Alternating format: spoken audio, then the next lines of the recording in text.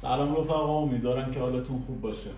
خیلی پرسیدن که تو خونه چجوری موامون استایل خیس درست کنیم. گفتم یه کلیپ براتون بگیرم. بعد از شستشو همونطوری که میبینید الان موام خیسه، یه ذره نمشو داره، حدود 50-60% باید نم داشته باشه. بعد یه دونه ژل باکس لازم دارید. خیلی راحت، کار سختی نیست. ژل باکس رو برمیدارید، برای که دوست دارید سفت بشه میزنید، کوتاه و مختصر. اون ژل باکس هم یه ذره خیس میکنید.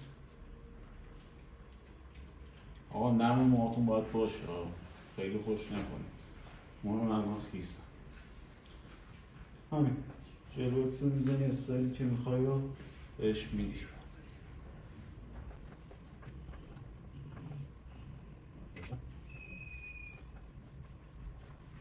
بعد از اینکه ژل باکس رو زدید، اون استایلی که مد نظرتونه رو حالا با یه شونه یا با دست خیلی راحت در میاره.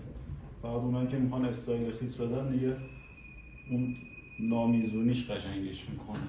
حالا خیلی نمیخواد که صاف و صوف درستش کنید. اگه شونه تبری دارید با شونه تبری، اگه نه با دست. به همین راحتی. امیدوارم که لذت برده باشید.